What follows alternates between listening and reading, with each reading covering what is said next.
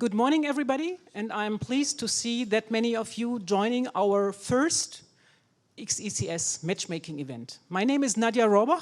I'm the director of the Eureka cluster Xecs, and I will guide you through the day and moderate our launch event today.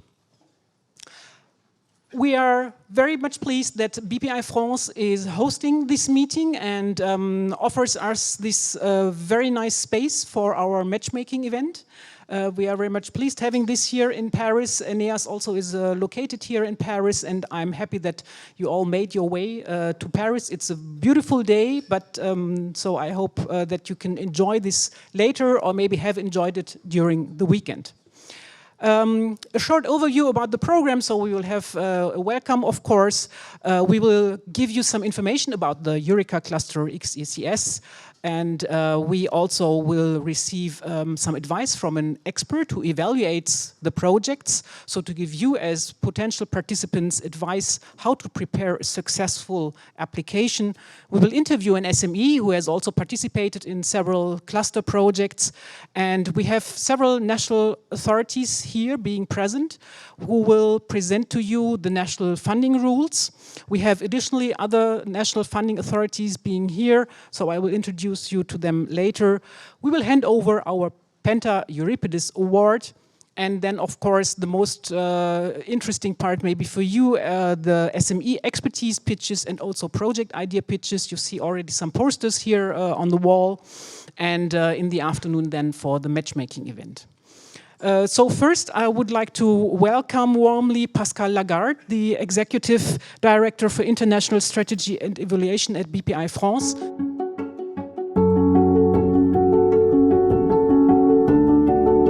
Thank you very much again for hosting us here at these great premises, and please, the floor is yours.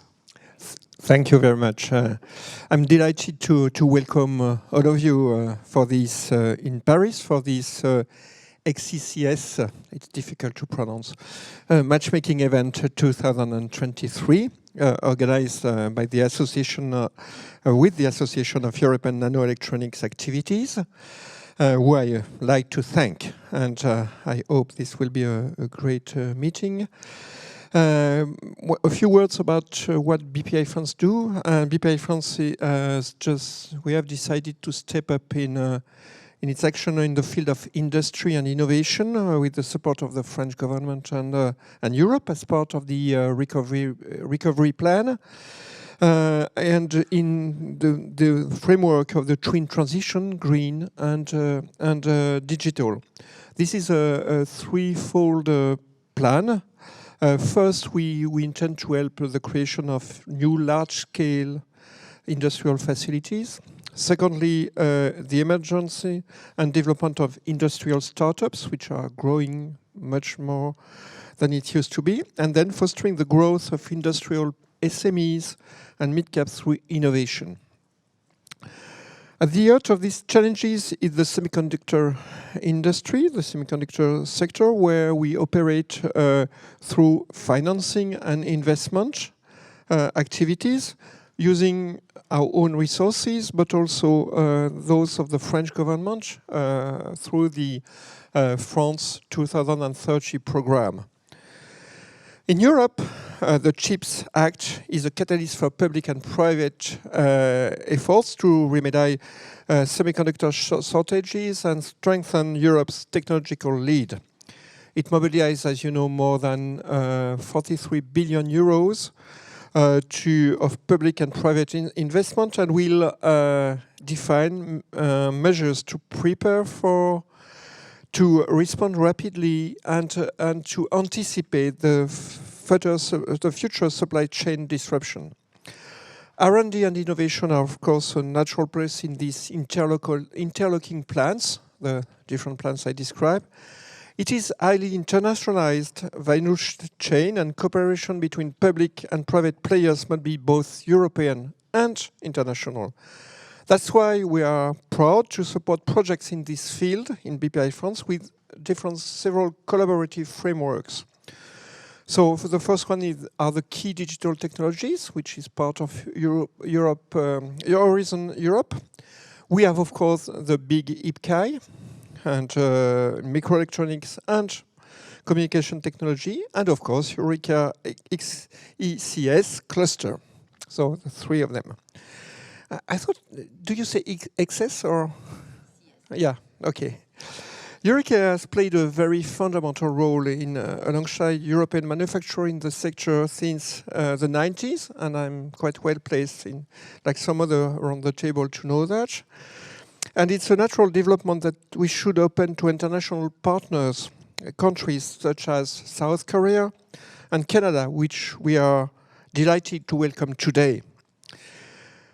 We have two programs inside BPI France to finance Xecs projects. The first one is the Innovation Development Aid for SMEs and Midcaps. We are using in this project to support the SMEs and Midcaps, and IDEMO, which is for more large projects.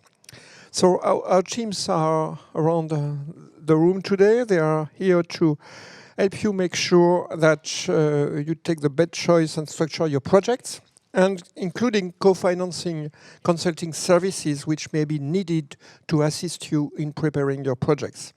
I hope you enjoyed the meeting. I hope it will be fruitful and it will create a lot of network. Have a nice day.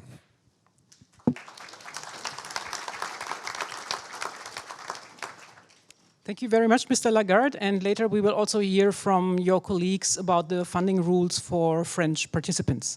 As a second speaker, I would like to warmly welcome Caroline Bedrin, the director of ENEAS, and she will give us some highlights on how Xecs benefits from the ENEAS ecosystem. Caroline, please.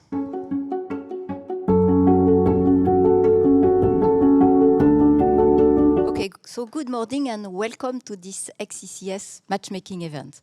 So I'm the Director General of ENEAS Industry Association. It's a small not-for-profit industry association. And I'm going to try to explain to you the link between ENEAS and Xecs. And I have a few slides for that. Great. So we are a big community representing more than 540 members, which are all actively engaged in the sustainable green and digital transition of Europe to make it more resilient and stronger. Just to show you what type of actors we have as members, you see here the logos of the main companies which are on our boards. And you see that with those companies which reflect, I would say, the portfolio of our members, we really cover the full value chain of electronic components and systems, from the materials, equipment, to the chips, to the applications. And this is reflected in our members' portfolio, but also at the level of our boards.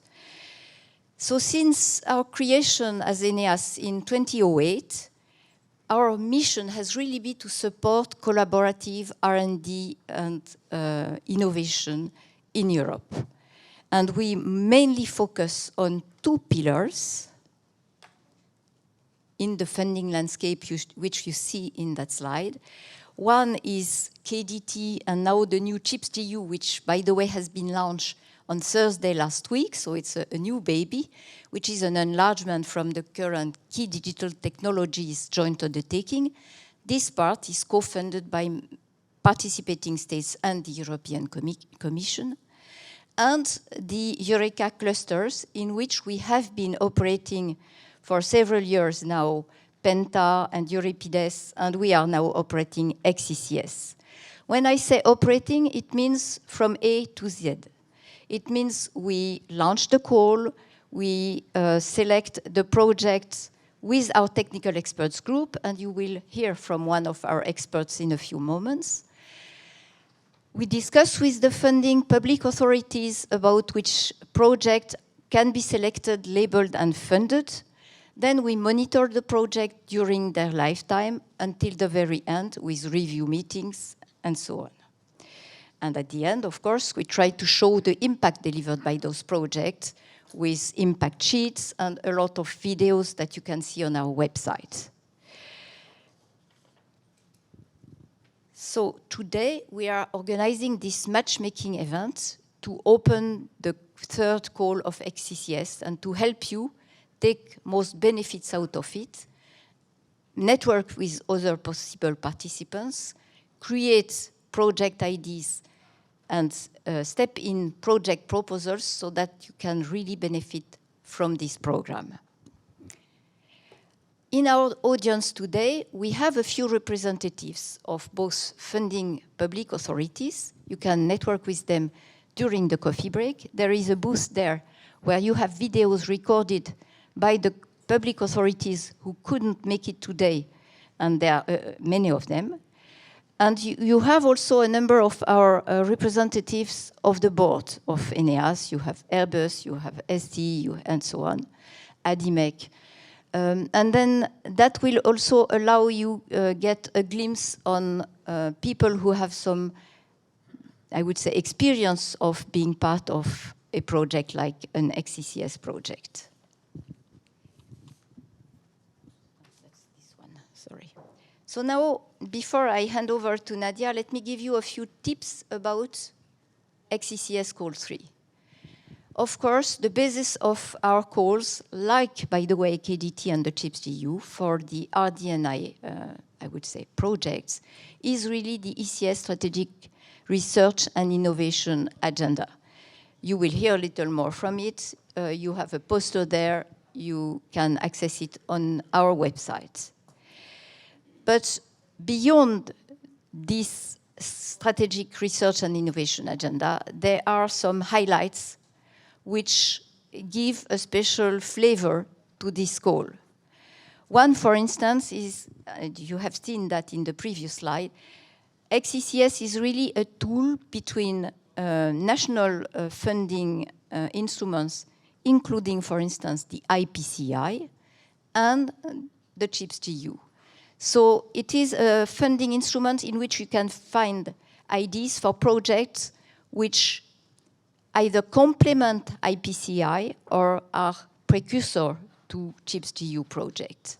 And I think for IPCI in particular, this is of utmost importance. The other point is looking at the societal impact of those projects. If you look at what happened recently this year with the earthquake in Turkey and Syria, and more recently in Morocco, you see how it is important to anticipate and create means for a faster recovery in terms of earthquake. But that also stands for other kind of climate, I would say, problems like floods, storms, tsunami, whatever. So I think with electronic components and systems, we are an important asset to get prepared, monitor, and recover in a very efficient way from such disaster. And last but not least, I would encourage you to work with adjacent community like 6G, like Quantum. They are complementing the pure ECS value chain, and they bring additional tools to the projects that we want to see. So having said that, I will stop. I will be here all day, so we can discuss whenever you like. And I will hand over to Nadia. Thank you very much, Caroline.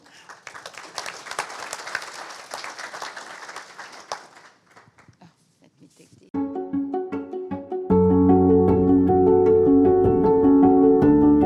So, first of all, XCCS is a Eureka cluster.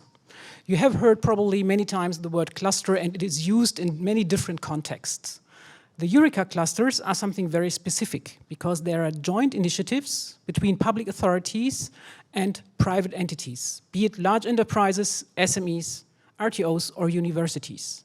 And the common aim is to conduct transnational RD&I projects close to the market.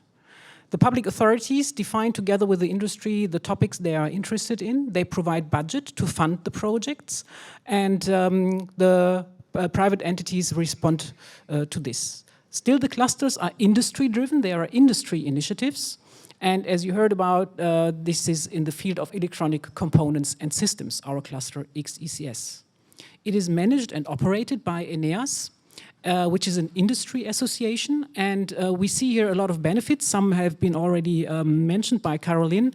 So the complementary activities within the KDT joint undertaking and now the Future Chips Act, and also experiences from past clusters you might have heard about, like Katrine, Euripides, or Penta. So we are very experienced in managing the clusters.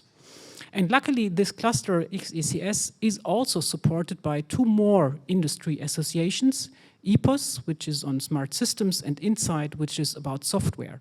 Because we see that currently you cannot see isolated just electronic components and systems. And as also Caroline encouraged you to look to other communities, it is always good and often also necessary just to also cooperate with others to have really a very good, convincing project and having at the end something to bring it to the market. What is Eureka? Eureka is the world's biggest public network of public authorities for international cooperation in RD&I.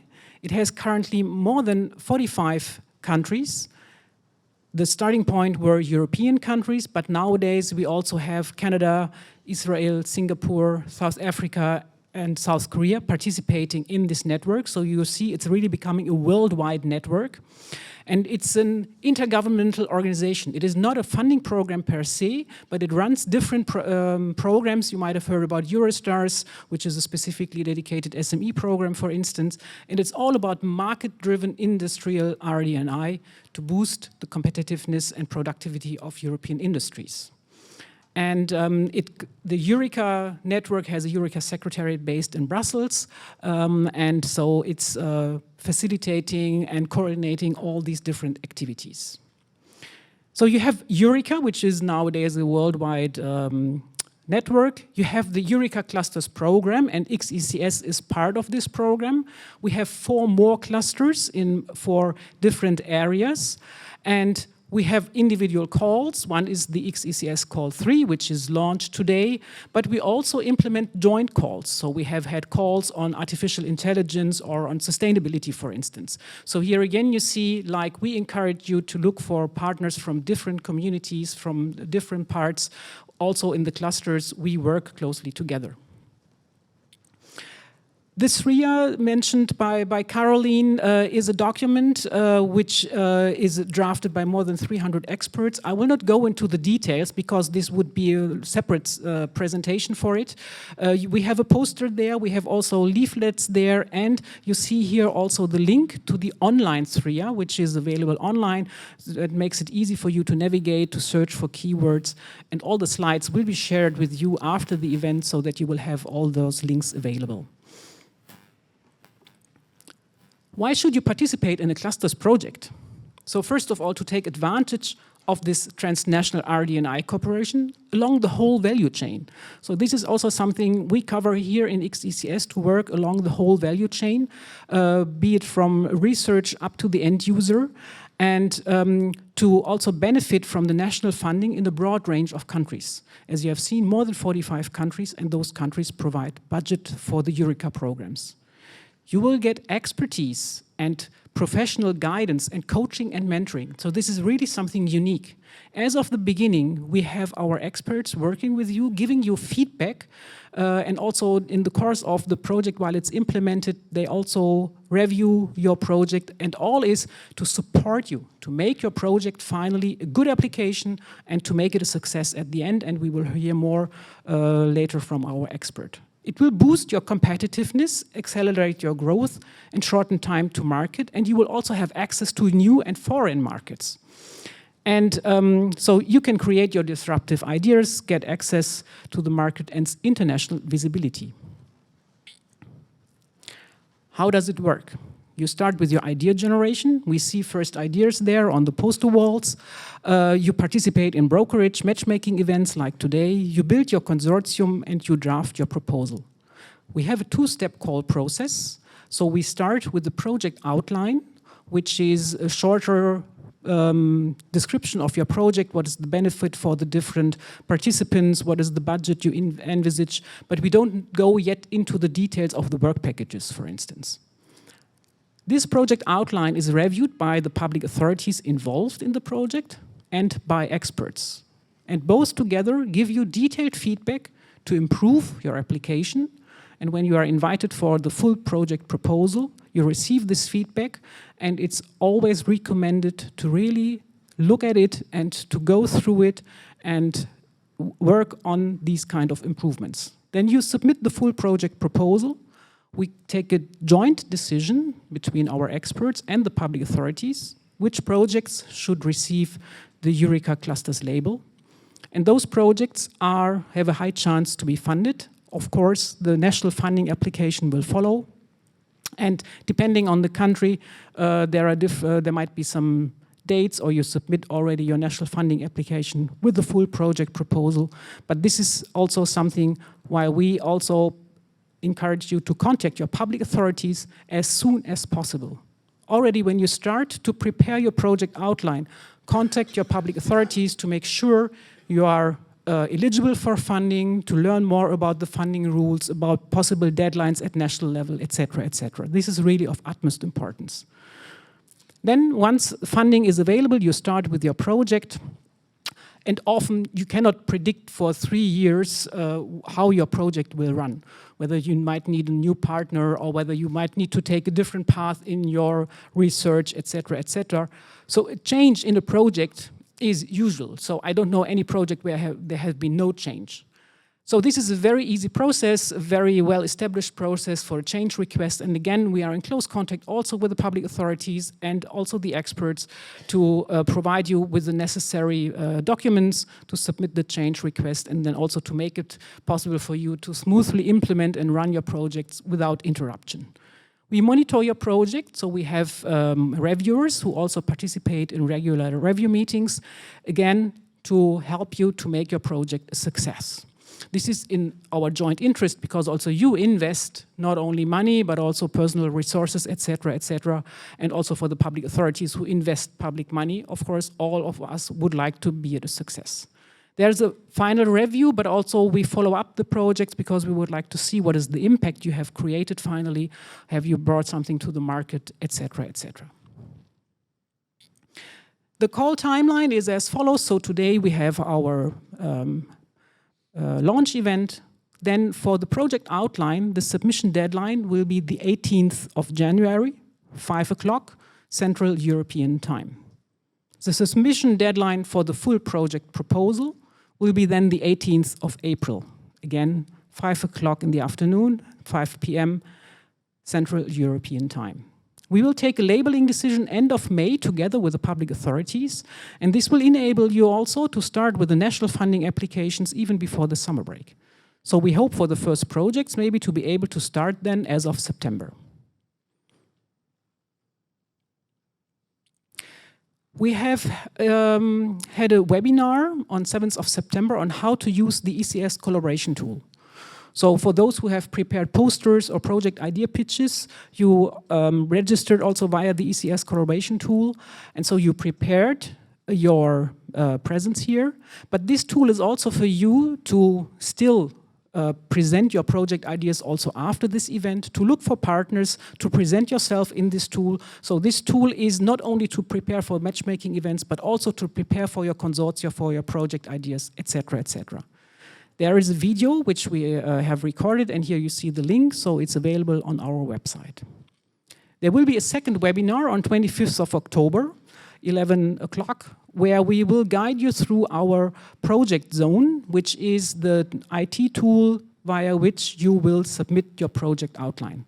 So my colleague Sherazad, she is the expert in this tool, and she will guide you through all the different steps, how to create your account, how to invite partners, how to enter the figures, etc., etc. So also a very useful event, and it's for free, so please register to this webinar. One little thing is about the eligibility criteria. So we try to keep it as a low level as possible. So all what Eureka is about, and also the cluster XECS, is to develop a product, process, or service for a civilian purpose. There are sometimes dual use cases. For this, we have also prepared a document which you will find in our project zone. So just to be on the safe side. You need at least 2 independent partners from 2 different Eureka countries, But we always recommend to involve at least partners from 3 countries to raise the chances for funding, because it can happen anytime that in a certain country budget has run out or partners are not eligible or whatever. So you can secure still that you have still 2 partners from 2 countries left to run your project. The clusters projects are mid-sized projects, and this is reflected in the criteria that the projects have to cover 35 person years as a minimum. This is not an issue, don't be afraid of it. I will just show you some examples for projects, because if you have usually 10 partners in a project, you easily cover the 35 years. Also, to have it a balanced project, no single organization or country can be responsible for more than 70% of the project budget, and the project should be market-oriented. So this is the typical XECS project. So as I said, so those are averages, 14 to 15 participants. It can be more. It's really up to you. So it's not the case like the more partners, the better. Really choose the partners as it fits to your project. Choose the partners you really need. 3 to 5 Eureka member countries is the average, and 3 is recommended by us along the whole ECS value chain. And with regard to the budget, so we see projects from 4 to 30 million euro project costs. Again, it can be also higher than 30 million euro. The maximum duration is 36 months. This is also related to national funding rules that often funding is given for 36 months. But if you see some difficulties and a prolongation is necessary, we can discuss about that then after the closely to the end of the project, and usually this is not an issue at all. I would like to present you a concrete project. So this is the Sunrise project. As you can see here, we have 18 partners, large companies, SMEs, and RTOs. The project is led by NXP and funded by 3 countries.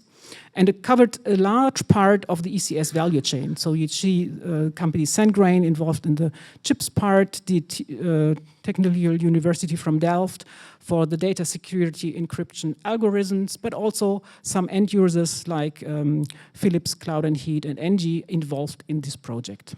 So this is really a typical composition for a clusters project. This was a very successful project which received the Penta Award last year, and there's a lot of impact. They have published more than 20 scientific papers for patent applications, etc. We have currently 23 countries which officially support the Eureka Cluster XECS. But participation in a project is not restricted to those 23 countries. So this is very important. You can involve any partner from any other country in your project as long as they make sure themselves how to finance the project. So it can be self-funded or it can be funded at a national level, but they have to coordinate this themselves then. So follow us also on our social media accounts, and so this is my team, so Sherazad, our program manager, also the expert in the our IT tool, Patrick Coget, our technical director. They also will be on stage later, and myself, and we are really here to help you. So don't hesitate to contact us, no matter which query you might have. Thank you.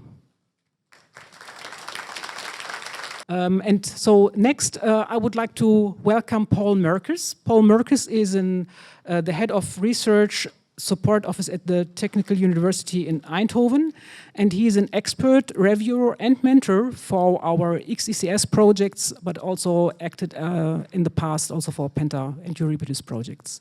And he will give you some very important information what to take care about in your project applications, because he's the expert reading your applications.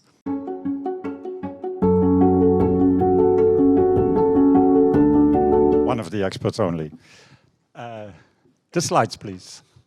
Yes, I'm an active expert for over 15 years, and I'm trying to tell you the magic trick, the chicken with the golden eggs, or what is it called? The silver bullet, how to write a successful proposal. The issue is that in all those years that we've been reading proposals, most proposals suffer from the same deficiencies. And that's why I would like to shed some light on that, if the slides are there. coming? I can already press. Oh, this one. Yeah. So where KDT has two forms of funding, XCCS has two forms of review, of evaluation. There is the technical expert group that does evaluation, and the public authorities organize their own evaluation. And they look, of course, at the national impact and the economic aspects for that particular country.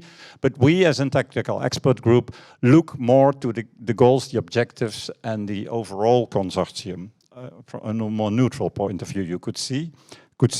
And we look to what extent the project is extending the state of the art. And what is the state of the art, and why does it need to be extended, and what is then the extension that the project authors claim?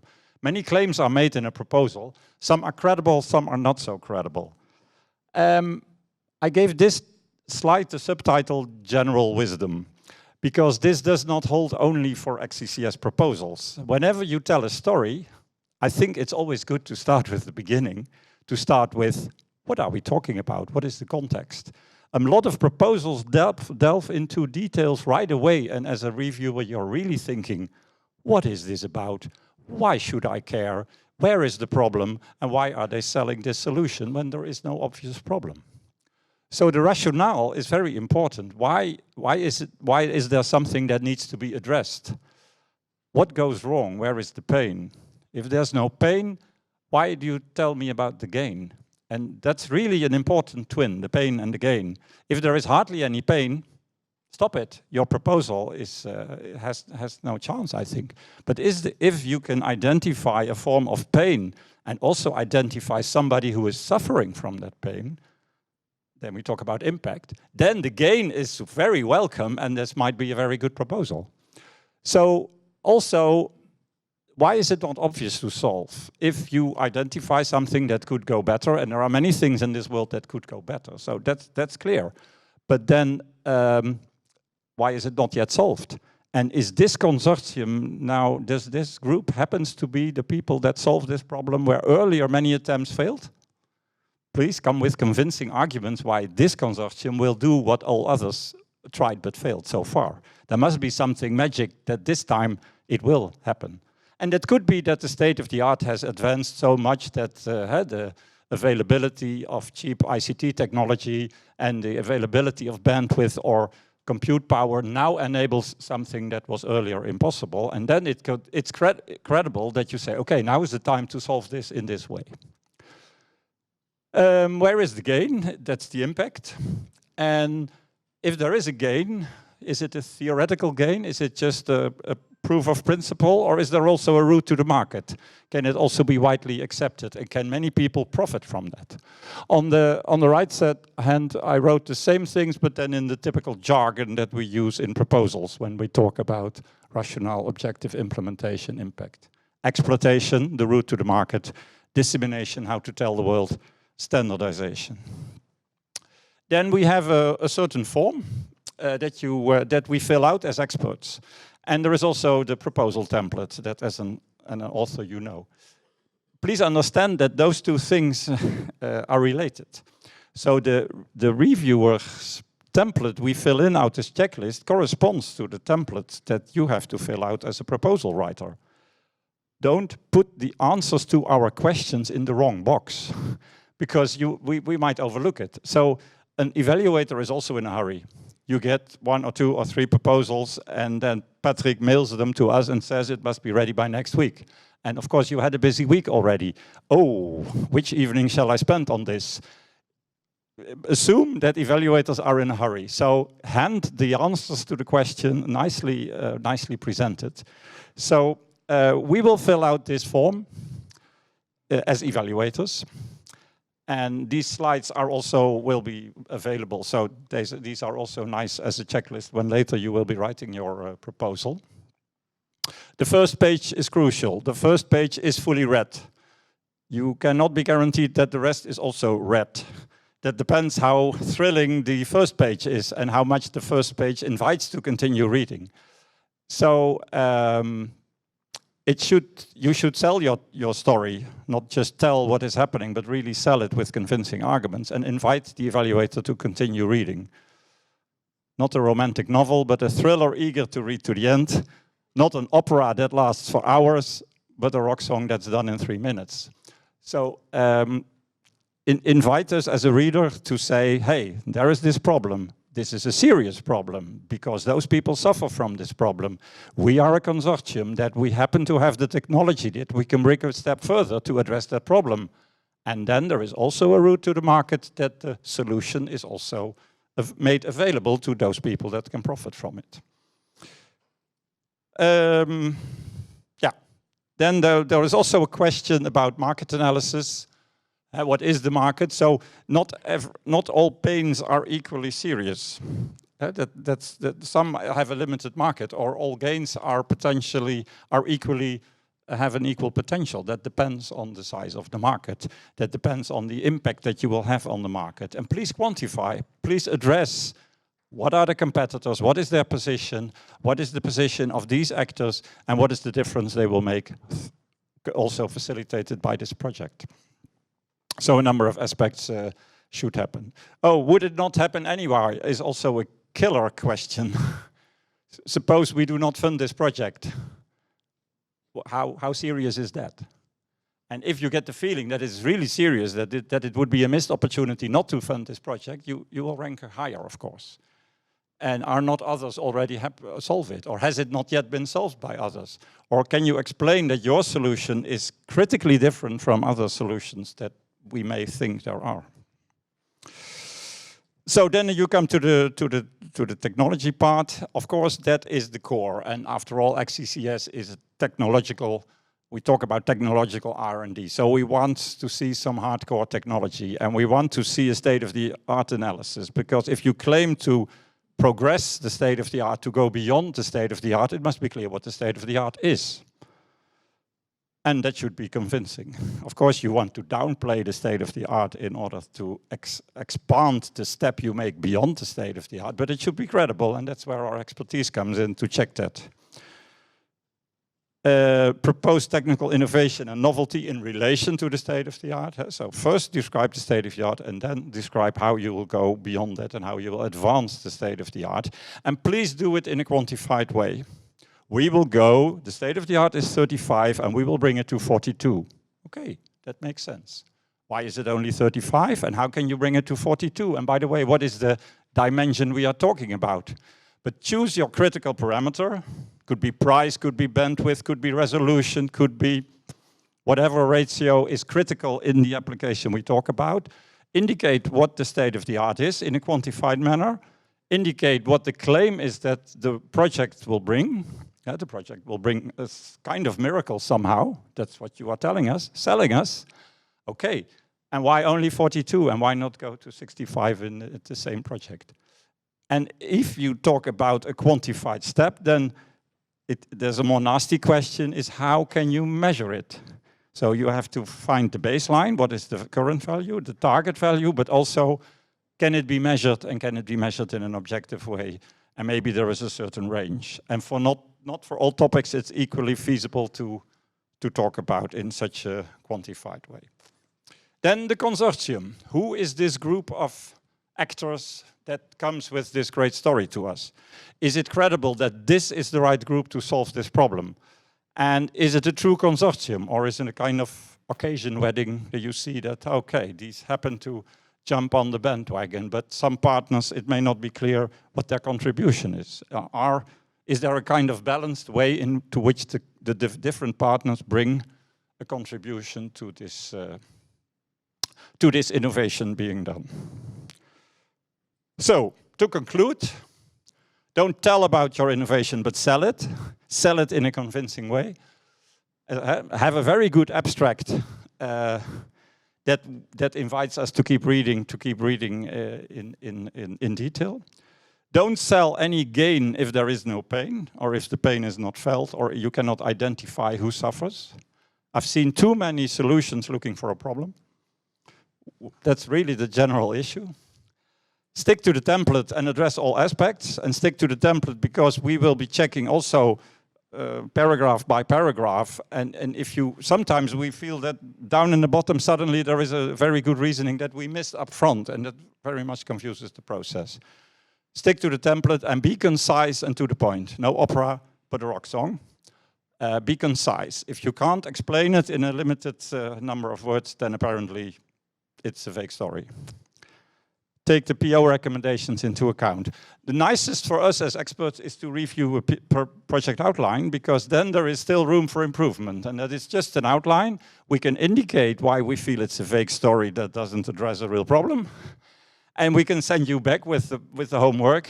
Please better describe the problem and make your story not so vague, but very concise. What will you do? What is the result? And why is that important? And how will it reach the market? And then some FPPs, they are a joy to read, because then they exactly addressed all we suggested that would be done. And other FPPs irritate us because all our things have been ignored. It doesn't help in the ranking. Do it well or not at all, I would say. Don't underestimate it. It's a lot of work. So even though we will be enthusiastic each other today and, oh yeah, let's do it. It's quite a job to do. But it's rewarding, I think. So my last conclusion is funding is a fun thing, because I enjoy working in this business for a long time. Thank you.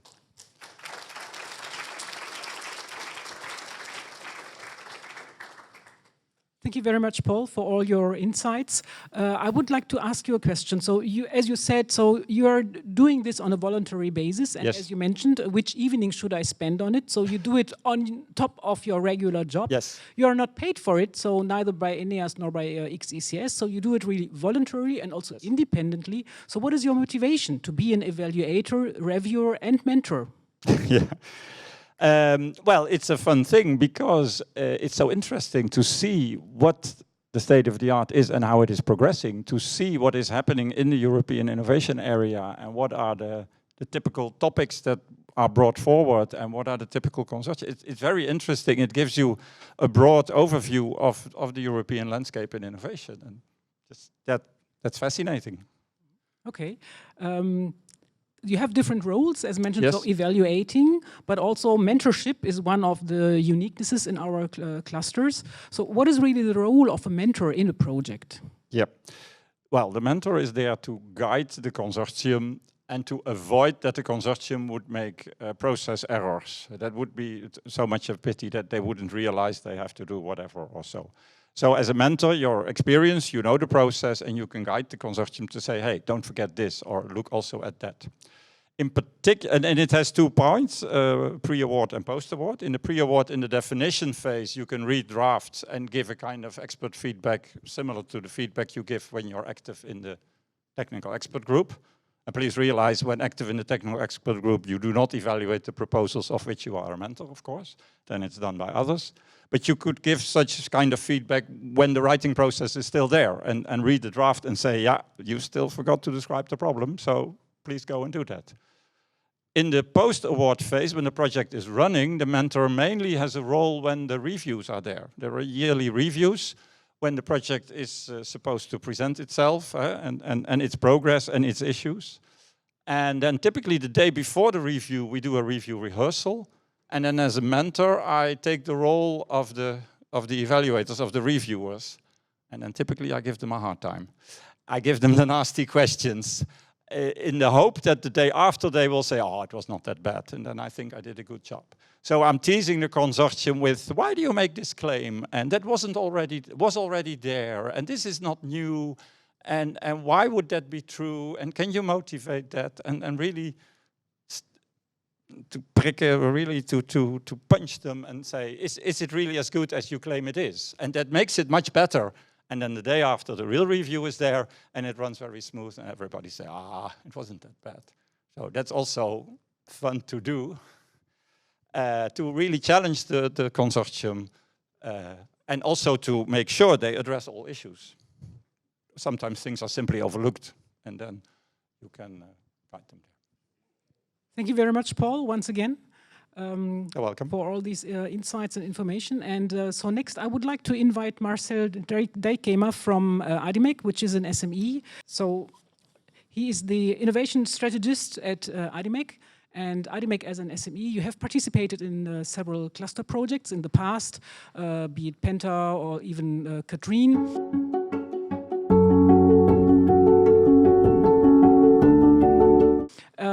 So how did you hear about the Eureka cluster first? Do you remember? Well, personally, I remember it's about 10 years ago. So I'm at IDMEC for 17 years now. Before that, a colleague of mine, Jochem Herman, who also presented here, I think last year, he joined Eureka type of projects many years before. I was personally involved about 10 years ago in a cluster project, and since ever then I worked in those projects, and since 2 years I'm also running a project myself. Yeah. All right. So you jumped in a running train. So whereas a lot of relationships were already there, but that's it can be quite a complex landscape when you enter for the first time. So it really takes some time to get to know everything. I can imagine. So we just heard about the feedback you receive. It's not only from the experts, but also from the public authorities. You receive this kind of feedback, and from your point of view, was this supportive for you to improve your project proposal? Yes, it is very, very supportive. So the feedback that you get on a project outline really pinpoints the weak points of your proposal. What we do typically, we look at every comment, and we try to figure out where does it reflect to the proposal. We discuss in the consortia what do you want to do about it, how can we strengthen it, and we also try to respond to every comment separately. I think on the last proposal that we did on the second call, we did that process as well, and it was very well appreciated by the reviewers. So it's very good because it really tells you what to be aware of. And I mean, there's so many things that you think about when you're in a consortium. It's easy to overlook something, and the coaching helps. Mm-hmm. Yeah, thank you. So you are one of the companies handling it exactly the way the experts would like to see it. And yeah, also this kind of coaching and mentoring. So the mentor is often from the same company as the lead partner or from this same organization. So how did this help you in implementing your project? Well, like Paul mentioned, and that's what we do in our projects as well. We have a close contact with a mentor during the project. And when there's a year review with all the reviewers from Xecs or Penta, we always sit the day before together. We go through our presentations. We reflect them to our coach. He also gives us a hard time, so that's a good job. And then we improve. We are prepared. We can make our answers for the next day, and it's really nice, to get a perspective at that moment from the view that you will get the next day from the real reviewers. In between, we have consortia meetings. Every 3 months, we have a meeting with a team. We'll be at one of the companies that or RTOs that's in our project. That's without the coach, but I always contact my coach after such a meeting and spend an hour on Teams to discuss what happened, to keep him involved. Thank you. You're from an SME, and sometimes SMEs are a bit reluctant joining project consortia because they are afraid about all the administration, etc. But there's for sure also a benefit, else you wouldn't participate for such a long time in these kind of projects. So what, from the point of view of your SME, what is the main benefit for you joining and participating in a cluster project? Okay, so now it's interesting, and I'll get to why Xecs label is interesting for us. As a me, you're not that big. Day-to-day business really consumes all the time. R&D projects are really focused on things that need to be finished tomorrow or today or yesterday.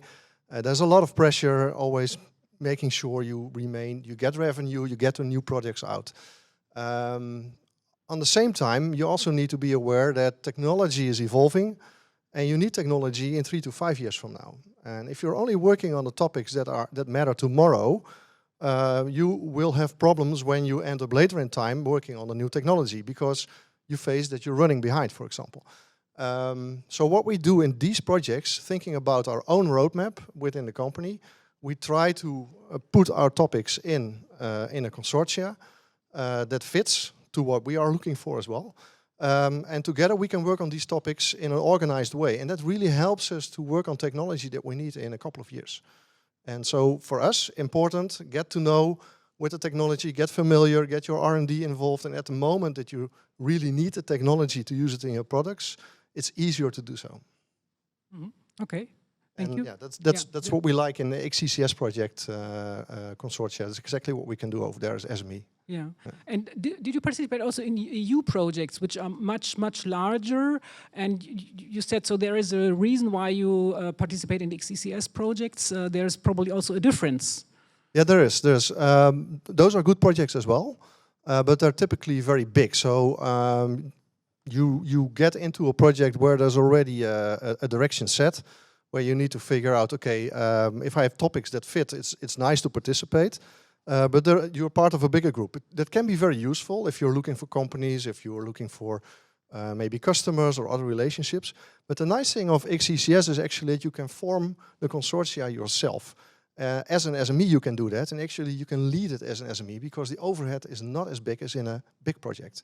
And we really like that. We are very active with other companies forming consortia where we can actually say, hey, this is a group that forms a nice value chain. And we can work on topics that interest all of us. And typically we pick projects, maybe 6 or 7 members in 2 or 3 countries. It's a nice team. It's not too big, but you can still make an impact. Okay. And looking for partners, is this something difficult to get in contact with partners? So how do you manage to find out, okay, this is exactly the expertise I need, and this is the company or RTO or whatever I would like to work with? Okay, so this is a little bit not, how does it say, a fair question maybe, because we were in there already for a long time. So as a company, we know a lot of people. We have a large network.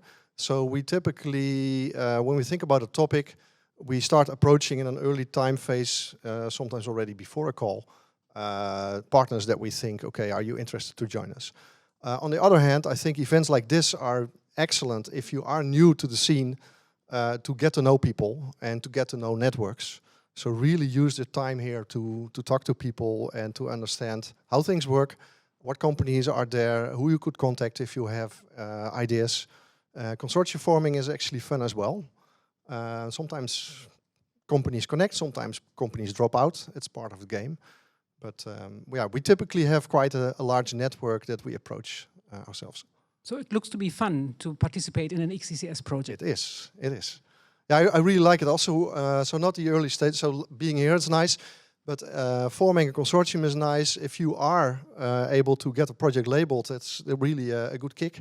It gives you a lot of satisfaction. But then the project itself is nice as well, because you're working with a group of people. You're working with companies on topics that you never would be working on with your own company in itself. You're able to realize results that you will never be able to realize as a company yourself, not even with cooperations with your customers or suppliers. It's a different setting, and working in that ecosystem, seeing all those companies bringing in results, especially when the project runs into the second year and the third year, it's really fun, and you get a lot of nice contacts and new friends. So I really like that. Okay. So many reasons also for SMEs to join projects and to initiate even projects. But finally, what would be your advice from a point of an SME to other SMEs? 3 things. So first of all, like you said in your story, and Paul, look at the consortia. Look at what you want to do as a company. Try to find or build, you could do it yourself, build a consortia that has the right value chain that fits to the SWIA, so and that you have your technical innovation drive in there. That's very important. Secondly, talk to the public authorities in an early stage. They, at the end, are the ones that will say, okay, I like this project, I like this consortia, I want to fund it.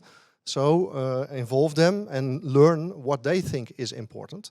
And those 2 things you should really spend time on. And the third one, don't start too late. It's fun, but it's also quite some work. It will take time.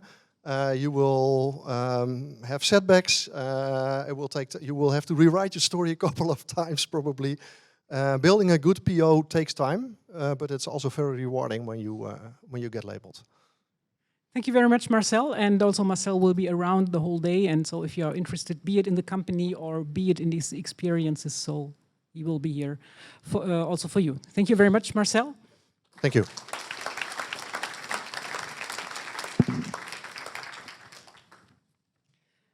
So the next part before we go for the lunch break will be presentations from public authorities who will explain you more about their national funding rules. And I'm very much pleased that we have 7 representatives from countries supporting the cluster XECS. All those presentations will be recorded and be available on our website. As mentioned, we have over there an interactive device, and other countries have already pre-recorded their videos, so you can watch also the information there. Everything will be available on our website. And I'm also happy that we have additionally 3 more public authorities being present here, not presenting. So we have from Finland, Jöns, we have from Canada, Sonja Noor, and we have from Sweden, Frederick Pilot also around us. So there is the meeting point for the public authorities, so please feel free also in the break and in the afternoon to approach them. So as a start, I'm very much pleased to welcome Umut Ege from Turkey. He is the Eureka National Project Coordinator from TÜBİTAK. And thank you for making the long way from Turkey to here to Paris. And so we are looking forward to your presentation. Thank you.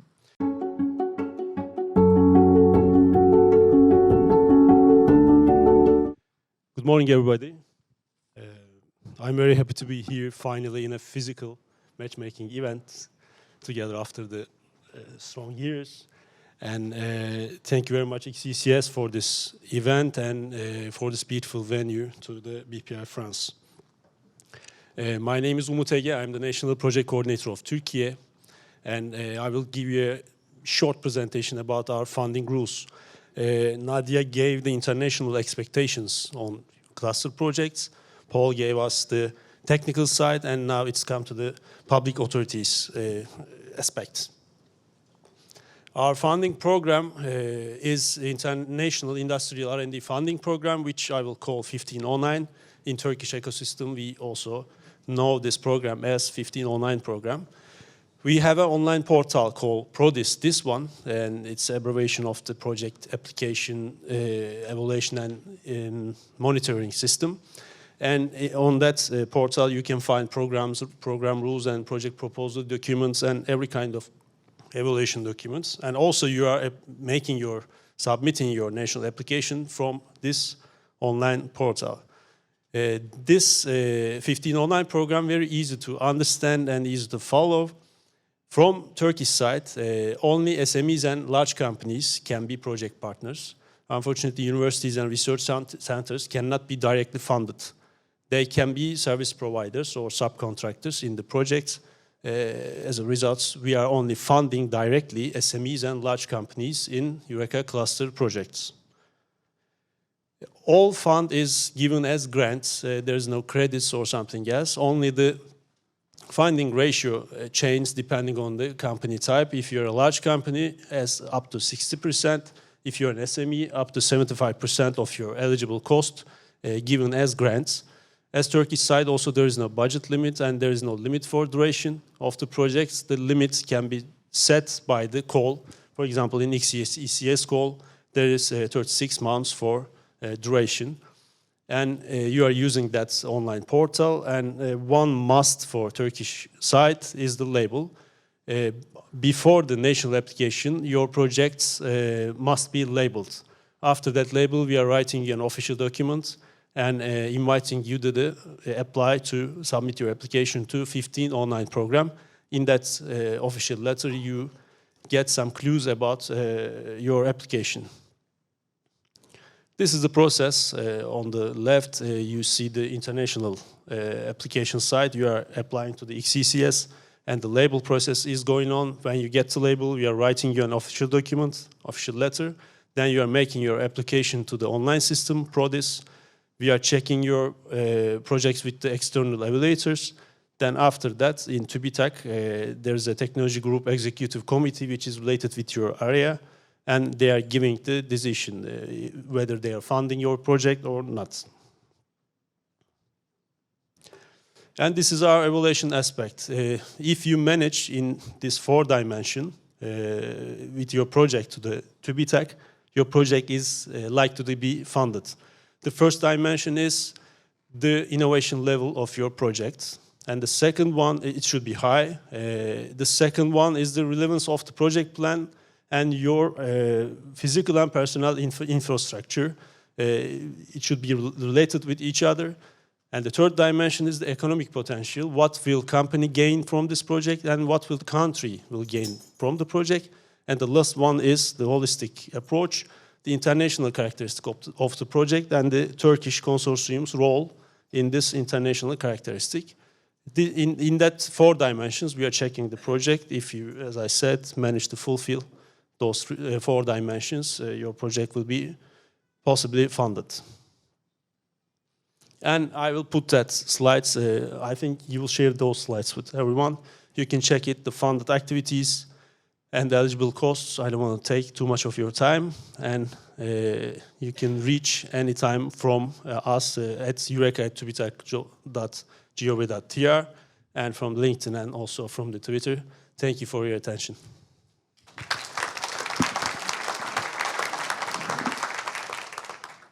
Thank you very much, Umut. Next, I would like to welcome Juana Sanchez Perez from CDTI Spain. She is the national representative and she will give us some information about the Spanish funding rules. Thank you, Juana. Thank you. Good morning, everybody. I'm Juana Sanchez. I'm a Spanish representative in Xecs. I work for CDTI. And well, for those of you who don't know us, I will tell you CDTI, it's the main R&D funding agency in Spain. We have long experience in cooperation and funding projects, and our main purpose of our agency is to help to improve the competitiveness of the Spanish companies. About the eligibility criteria and our national priorities, I have to tell you that we have a bottom-up approximation. That means that all kind of proposals and project ideas are welcome in our agency. But there is one basic thing that all of you must know if you want to be funded by us, and is that if you want to be funded by CDTI, it's absolutely mandatory that you develop technology. So you have to prove that you know perfectly well the state of the art of the projects you are going to work on, and you have to prove that you are going to give one step forward in this state of the art. We have an evaluation in 2 phases that are working in parallel from the technology point of view and from the financial point of view. Our funding outlook, we have open funding line that is called Proyectos de Cooperación Tecnológica Internacional. This funding line is based on credits, that we offer credits up to 75% of the budget, that in some cases, in the most of the cases, can reach until 88% of the budget. And the third part of the credit is a grant, so it's a non-reimbursable part that it's some money you don't have to give back to our agency. The national consortium must be led by a company. This is absolutely mandatory.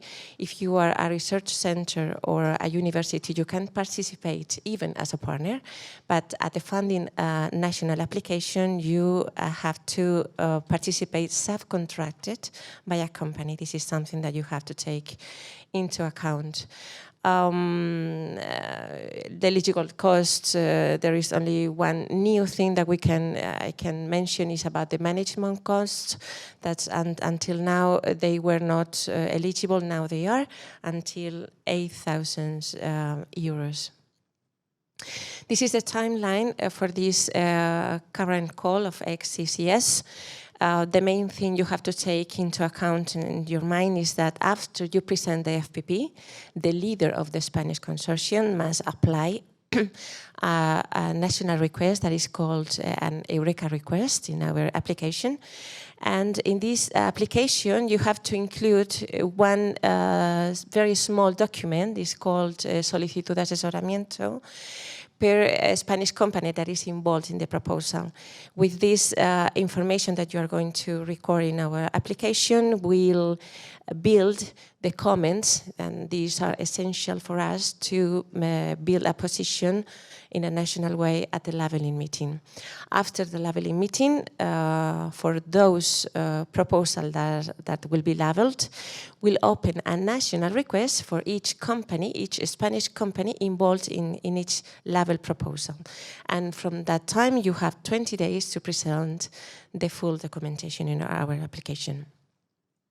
I have some recommendations. I know I have not much time, so I'm going just to focus in one thing that we always say in the proposals, and is about the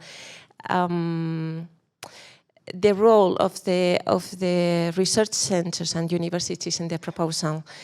You must take into account that the roles of the partners at international and national level must be coherent.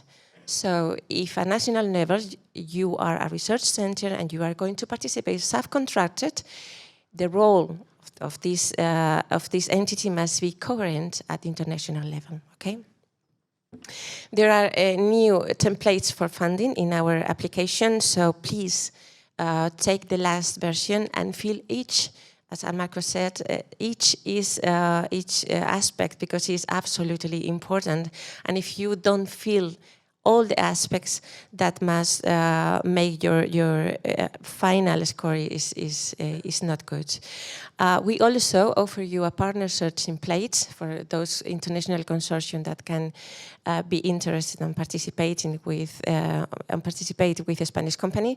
I offer you the possibility to support you in this process. So we have a partner search template that can be useful for you. These are my contact data, and I will be very happy to support you. Thank you.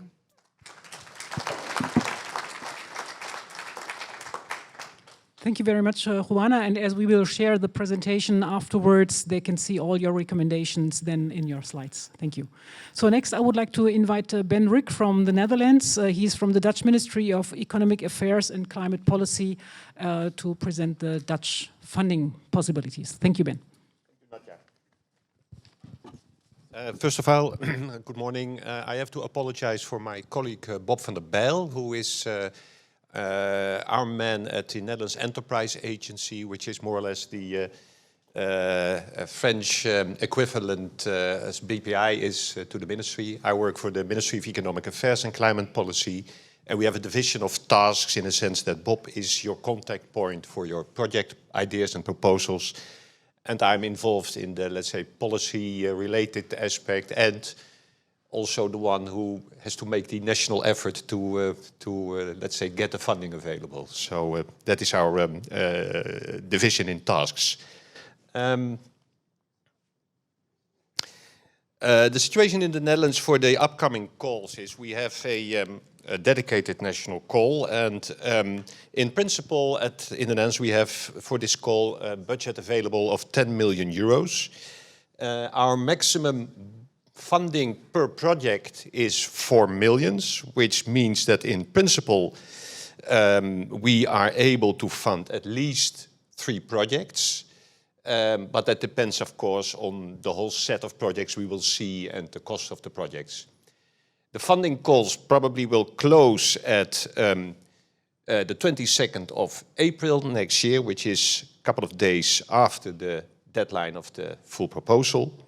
And then we have a national committee meeting, which is for us the unofficial funding decision, where we can prepare a grant agreement, which follows in about 2 months after, at least if the project is already labeled as well. We have a different set of funding rules, which has 2 dimensions: the type of activities on one hand, and the nature of the company on another hand. Well, now you see the funding percentages here. Further details can be found on the website as well. So that is the funding you can expect on the project. Now then, we are also, of course, looking at the contents of the project. And what we think is very important is the technological risk and the challenges a project has to offer. And that is something we will look closely at. Also, of course, it's important to present a good business case, where a company, that is also something I want to stress, must be in the lead as, let's say, pen holder of the project. I think it is also important that the quality of the project plan with the right partners should not be underestimated. It is essential that you are very specific and selective of the partners you seek in the project. And they really should bring added value to the project. And as Bob said, they shouldn't be there only to please us if we would like to see a certain partner. That is not a good reason at all. And what is also important, we are very particular on the international aspect of the project. So some kind of a collection of national project ideas on a common subject is not something we prefer to see. We really want to see the international dimension. Furthermore, there are a couple of formalities to fulfill, and I've just itemized them here, but I would suggest you strongly to get in touch with Bob at the appropriate moment of the process to get all the further information. It's important to stress that the Dutch project plan should also focus on the Dutch partners and the Dutch selection criteria, which you can find on our website as well. Well, Bob is your major contact point. We work closely together, also in, let's say, our role within the Xecs community. We are both the members for the Dutch public authorities, and in that sense we are in close contact. But I would strongly suggest for all specific project-related information, please contact Bob. And if there is anything that requires my involvement, Bob will contact me on that. Thank you very much. Thank you very much, Ben, and for your short-term availability instead of Bob. Next, I would like to welcome Jeanne Andrade. She's from BPI France, the International Innovation Program Manager, and she will give you some insights on the programs available in France mentioned by Pascal Lagarde earlier today. Thank you, Jeanne. Thank you, Nadja.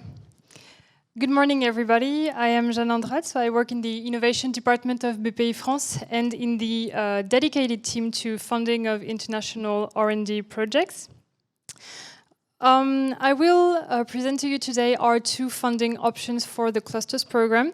Now, as opposed to our Netherlands colleague who presented their funding earlier, we do not have a dedicated call for clusters program. We actually use our national funding scheme, and these schemes are going to be the ones you want to participate in to get your funding for a cluster.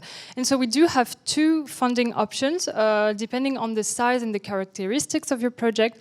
The first one is the Aide à l'Innovation, so it's the innovation support scheme, and the second one is the IDEMO scheme. So I won't go too deep in details today as we have limited times, but obviously feel free to come to us for questions on these two options. So first, the first support scheme is the Aide à l'Innovation program. So this is our national open call for innovation projects. It's not dedicated to international projects nor cluster, but you can use this scheme at any time to ask for funding for your R&D projects. So this is, in the clusters framework, more distinct for smaller size projects as opposed to IDEMO that I will introduce later. So the Aide à l'Innovation scheme is actually can actually take form of two different support. The first one is a loan, and the second one is an innovation advance, which is a reimbursable loan. So the difference between the two is that the loan is actually something that will be fully disbursed at the beginning of your project, and that you will have to reimburse no matter what, but you can have a different time between the end of your projects and the moment you start reimbursing it to let you some time time to get some return on investment, while the Innovation Advance scheme is actually something you will have the first tranche in the beginning of the project, and then depending on how your project is evolving, you will get the rest at the end of the project. Now, this scheme allows BPI France to share the risk with you, so it is a loan, but if the project is a technical failure, not a commercial one, but a technical one, then it will become partially a grant, and just so you won't have to reimburse it all. These two schemes, as you can see, are more for SMEs and also large companies up to 2,000 FTE. If your company is bigger than 2,000 FTE, you're not eligible for this kind of funding. You can absolutely participate in a clusters project, but this will have to be self-funded. If you are a research institute or university, same as other countries, you're not eligible for this type of funding, and you can participate by being a subcontractor in the project. And please note that if your project is considered deep tech in BPI France's standards, you can actually get an alternative funding, which is a mix between a grant and a loan. The process, well, I won't dive too deep, but my first suggestion, which is actually not that much of a suggestion as it should be mandatory, is to contact us before applying. So you have to contact your account manager, which is the person located in your regional direction of BPI France. So actually your proximity counselor, I would say. If you don't have a contact yet, please inform us and we'll assign you someone. But this step is crucial because you will get not only information on the funding and how to get it, but also maybe information on other programs that would be more suitable.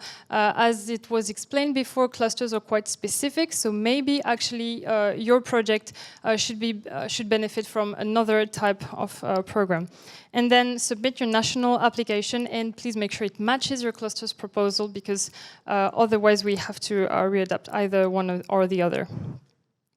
And the next funding scheme available is the eDemo funding. So this is another national scheme, but this one is more designed for bigger projects addressing big challenges. And as you can see, it's a part of the France 2030 plan, which aims to develop industrial and service companies in buoyant markets. This call actually has some deadlines as opposed to the previous funding scheme. You can see the next deadlines on the bottom right of the screen. It is for collaborative projects or individual, and you have to have a limit of 6 French partners. That's the only limitation. The funding is actually only for projects that are up to more than 4 million euros of French budget. So this is why this funding scheme is more for bigger projects as opposed to the previous one, which can be open for smaller ones. And projects duration is between 3 to 5 years. You can notice that projects causing environmental harm will be excluded. And the funding, the type of funding, is actually a mix between a grant and a reimbursable advance. This is open to any type of companies, research institute as well. And again, please make sure to contact us before applying to get all the details.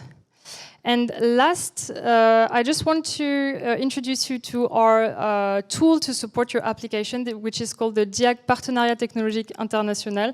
Well, this is quite transparent, but basically, this is a tool to assist your company in setting up your consortium, finding partners, drafting your application, planning the project, basically everything related to this project.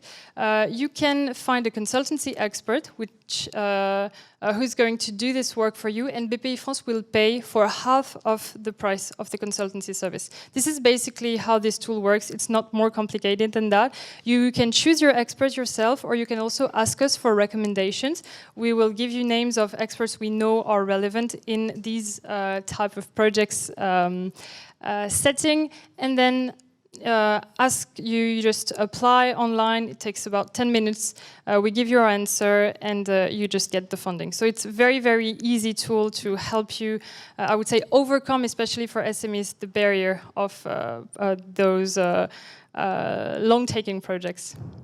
And you have our contact, so you have the generic clusters address for BPI France, and you can also have more information on either of these schemes with a dedicated Teams address. Thank you very much.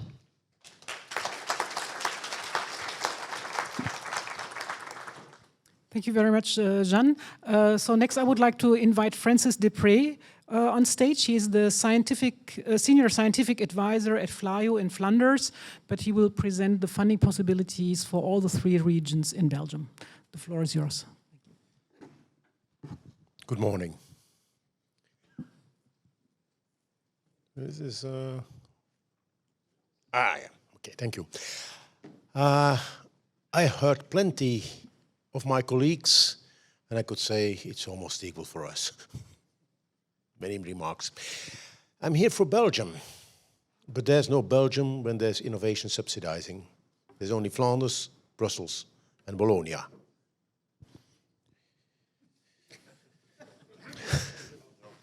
Can't help it, I mean. The good news is we have an open innovation agenda. All of us have an open agenda, which is saying, well, you can just add any kind of projects, and we start and then try to fund it out of our open innovation funding schemes. Yeah, well, I still mentioned we have, when it comes to the CHIPS joint undertaking, we have 4 sources of money. When it's for Eureka cluster, we have 3 sources of money. And many people know me, the man with deep pockets. The Flanders pockets have ever been deep for whatever could be justified. I can tell almost the same from Brussels. I hardly seen anything being rejected for Brussels because they didn't have any budget. And we are in the testing phase of Wallonia. They only entered the arena since last year. But it's looking fine for the first Xecs, so this is good news. So as I said, there's no priority. Each of the regions adapts as good as possible to the European program. Yeah? And there are still some differences in the technicalities of the funding, which you have to discuss with each of the regions separately. But it's more or less details of funding, well, minorities. Okay. This is the one for Flanders. I have an equal one for Wallonia, which has not been already endorsed. I have a same one for Brussels.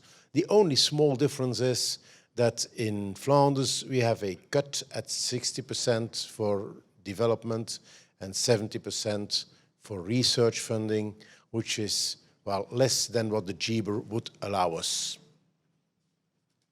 Good news was, since July this year, Flanders increased its funding for international collaboration by 5%. So we are topping to the maximum of what GBER allows us. Yeah, as I said, same things. Oh yeah, there's a small kind of difference, both in Brussels and in Wallonia. In a Xecs, it might be possible for a university or an RTU to join as an own participant, but as in the Netherlands and other countries, you have to have the lead from an industrial. In Flanders, an RTO can only have a contribution as a legal subcontractor research partner. That's a difference. Well, the difference can be painful for SMEs because the non-subsidized part of the costs of the RTO have to be funded by the industrial party. That's not always the case in Brussels. That's not always the case in Wallonia. For each of us, we treat it as a national funding application. Yes, that's the way it's treated for all of us. But in all of the cases, we have the enhanced international funding, the extra 15%. And in timeline, we say, well, there's the PO. Please come and see us, talk to us. There's the full proposal. Please see us, come to us. Because when it's labeled, or even before that, start your formal application. That's how it goes. Formal application, well, it's not a first-time right. You do a formal application, and we have a discussion in which we will use to help you and tune to what is possible. The only thing is you will only be given 12 working days to adjust your application. But that's why I say if your first application is not perfect, we always have the reiteration with us. and 12 working days to adjust.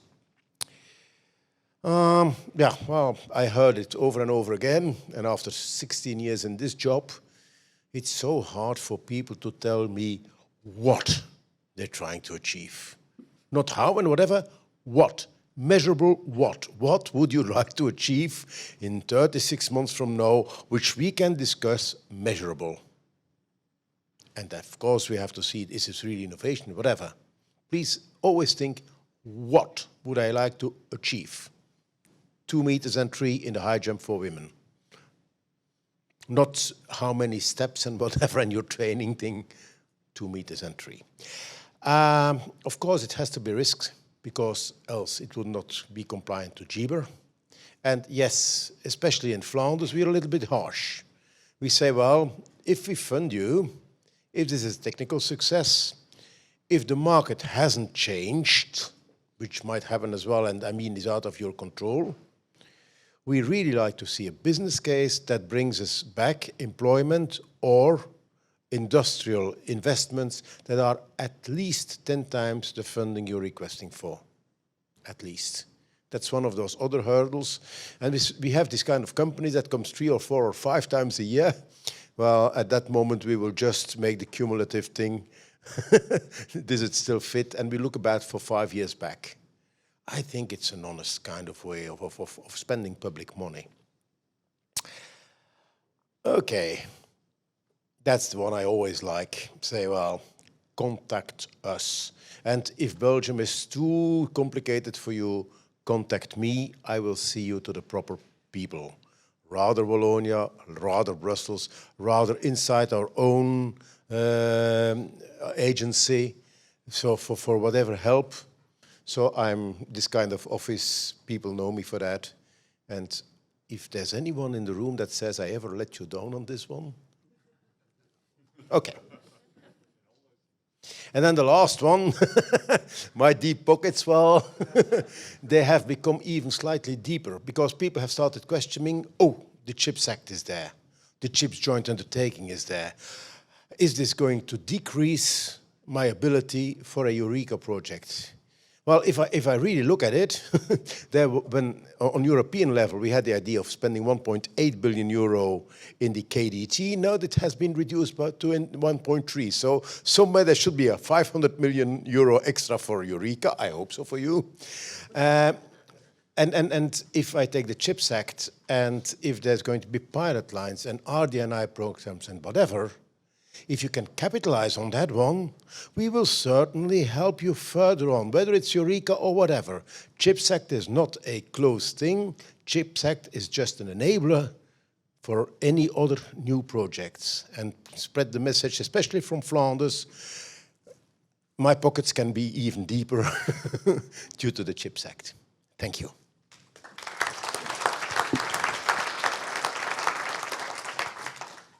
Thank you very much, Francis. So there is plenty of funding available in Belgium for Xecs projects, so please apply and join projects. So next I would like to welcome Michael Walsh on stage. He is the national contact point for Eureka at FFG in Austria. Thank you. Hello, thank you for having me. The green one. Yes, my name is Michael Walch. I work for the Austrian Research Promotion Agency, the FFG, and we can provide funding for Austrian partners in Xecs projects. We work for the Austrian ministries, and of course they have national priorities. They want to strengthen Austria as a location for research and innovation and drive economic, technological, and social development. So that's why we do this, and we offer 2 funding programs. We call them FFG General Programs, German Basisprogramme, and FFG Thematic Programs. So these programs are known to the Austrian players, and I would like to present them briefly. So the FFG General Programs can be used for Xecs. It can be used for a single firm applicant, so one company. We focus on SMEs, but we also fund large enterprises. There is no deadlines. It's a bottom-up call for single firm applicants. Technological readiness level 3 to 5. You can find the details on the slides on how we evaluate these projects. Of course, they have to be technologically innovative, they have to have commercialization potential, and some other criteria.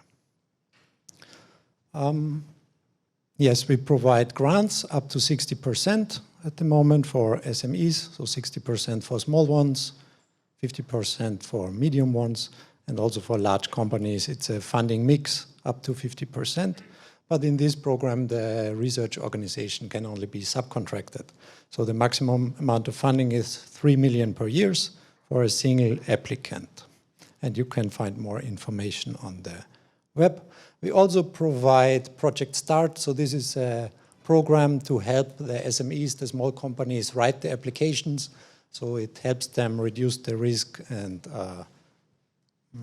makes it more easy to engage and get funding for the effort that it takes to build a consortium to formulate the project idea. So again, you can find more information on this on the web. And then we have the other big program. This is FFG thematic programs. So this is actually a set of programs. So they all have a thematic focus. For example, we had one on green photonics. There are some on quantum technology as well, and on electronic and components. They have a wider range on the TRL level, but you need a consortium on the side of Austria to submit there, and there are dedicated budgets, so this is not an open budget, but it can be used. If you have questions or on the details, the Austrian partner should contact us. We are here to explain them the details on each of the calls and direct them to the right funding program. So here's the timeline. It has already been presented, so I don't want to spend too much time. The important thing is you can apply nationally in Austria after the label or after the full project proposal. So depending on how fast you want to go, you can actually submit the national application on your own risk before you have the label. You could use this to speed up the process, but of course you can also wait for the label and then submit the project. As I mentioned, the general programs has no deadline. Thematic programs have multiple deadline each year. And ideally, you could start, if you submit to this call, you could start in autumn 2024 with your project. So that's quite fast for an international project. So matchmaking, this is one of the most important slides. We heard it today. Partners in a project, they look at their existing networks to find companies.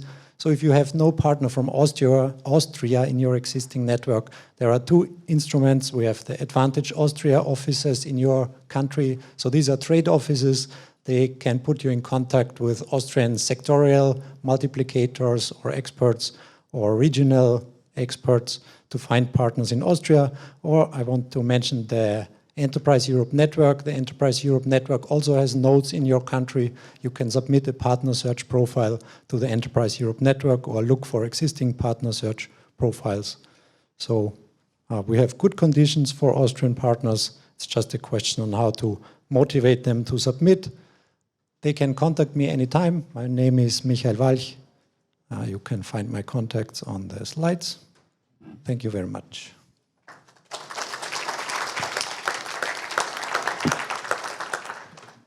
Thank you very much, Michael. And now I would like to welcome Eva Bloch from the UK, the head of Europe and European programs at Innovate UK, together with her colleague, Craig Sharp, who is the national contact point for Digital Global Innovation Lead for Digital, to explain us the rules in the UK. Thank you. Thank you, Nadia. Good morning, everybody. So as Nadia said, I'm Eva Bloch. I'm the head of Europe and European programs at Innovate. I'm only here to just tell you that we're really pleased to be here. And as a national innovation agency, we obviously support business-led innovation and really focus on technologies and sectors which advance our economy. But we don't exclude any other organizations from the application process. So we do support universities and RTOs as well. Global is very much the underlying principle of why we support innovation. So we see international activities as very much synergetic with our national approach. Craig will mention the semiconductor strategy we've recently published in the UK. So this is very much an integral part of our national effort as well to increase competitiveness. So that's all from me. I'll pass on to my colleague to fit within that 5 minutes, but we very much look forward to working with you. Thank you.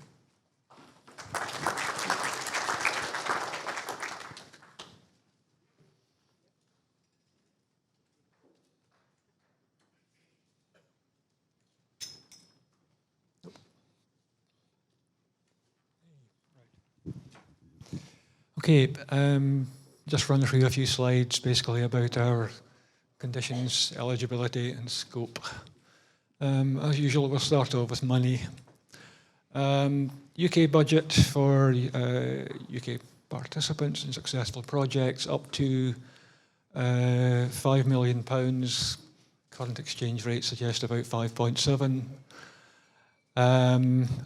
As regards how it works for each individual project, we place a limit of £750,000 in a project, so that could be one UK participant or it could be several. That's the amount for that particular one. Eva's touched on the fact that we will fund companies, universities, research organisations, public sector bodies. There's a little bit of a limit on the amount we'll give to research organisations, but I'll come on to that shortly. As ever, collaborative research and development, typically 12 to 36 months, so it ties in with what you've heard earlier. If the duration falls outside the eligibility criteria, as ever, please come and talk to us. As a number of people have said earlier on, if you've got an idea, you're not quite sure if it fits or you just want to talk to us, please do as early as possible. There's a link in this slide to further guidance. There's quite a lot of it. If you're used to the UK system, applying from the UK, it'll be familiar, but worthwhile checking.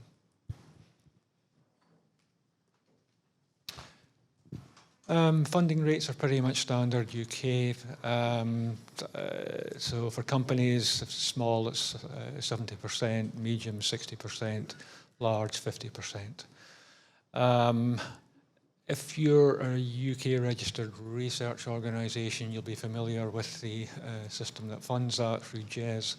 That gives you your full economic costs, and the usual 80% of that is what we count. You'll notice the mention of UK research organisations. The consortium can take up to 30% of the total UK total eligible project costs. Please notice the costs, not the grant. Again, it's fairly similar to how we operate the national funding side. I'll touch quickly on the UK semiconductor strategy. This came out in May this year. It's looking ahead roughly about the next 20 years or so, but it's quite a broad-ranging programme. Funding-wise, the government plans to invest up to £1 billion over the next decade or so. It covers quite a lot of different areas. Some of it's infrastructure, some of it's development. A lot of it is also about bringing the sector together, and there is a strong element on international collaboration as well. Some of the strengths in the UK around about this area. There's a fair amount in semiconductor design and IP. There's quite a bit of work around about the compound and novel material semiconductors. The cluster in South Wales is reasonably prominent, but there are other clusters as well throughout the UK. And a number of companies are pretty well plugged in internationally. Pragmatic, Paragraph being two of them. And some key, right, okay. I have a combination of a slight accent, I'm told, and yes. On the research strengths, some of the main areas are listed there. So it runs through photonics, integrated circuit design, compound semi, through polymer electronic materials and the new and advanced materials, and so on. Other areas do exist as well, but if you want any more information on that, I'll be happy to talk to anyone about this. Critical slide here. There is, of course, the main SRIA, but from the funding perspective, aligning with the recent UK strategies in this area, there are particular areas we are interested in, and that's the list there. It runs all the way down from processing and manufacture through design and IP, compound semi again, packaging, emerging materials, power electronics, with quite a bit of work there, aspects of net zero, electric vehicles, circular economy and healthcare. So it still covers quite a broad range. If you want to have a conversation about any of these areas or anything that might be on the edges of any of these areas, please come and have a chat with us. And the final slide is on the contact points. For general inquiries and questions, there's the Eureka NPC email address. That's a functional mailbox. If it's scope related, my colleague Ian Mocklin. If you're not quite sure which, feel free to email one or either. We'll talk to each other. That's it. Thank you very much. And maybe it's worth mentioning in this context that, as you have seen, Eureka has 45 member countries, and there are no restrictions or prerequisites with regard to the cooperation of certain countries. So it doesn't matter whether you cooperate with another EU country or a country outside of the EU, an associated country or whatsoever. The rules are all the same for all the countries.